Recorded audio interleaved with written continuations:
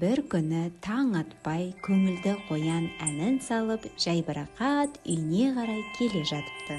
Кенеттен қоян жолдың жағасынан сәбіз тауып алады.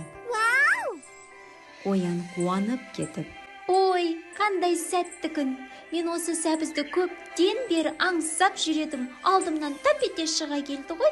деп қоян бақытты болып, сәбізін құшақтап үйіне қарай жол тартады.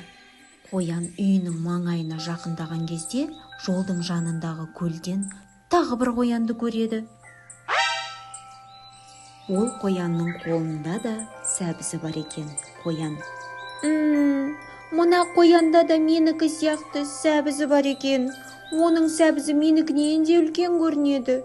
Және оның сәбізі тәттірек сияқты. Ех, қандай бақытсыз қоян едім мен.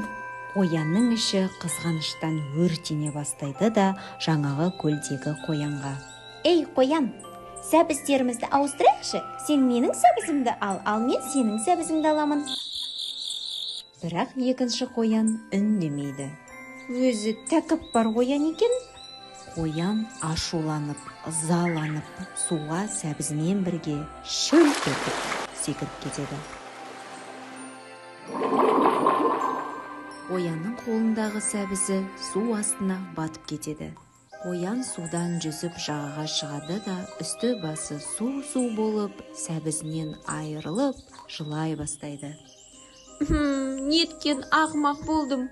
Ол менің судағы бейнем екен ғой. Бекерге сәбізімнен айырылдым. Ех, енді бұдан былай өз затыма қанағат етемін.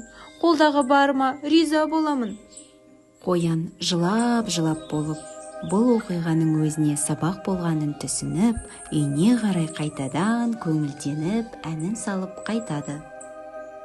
Достар, бұл ертегінің негізгі ойы: қолда барларыңды қанағат тұтыңдар.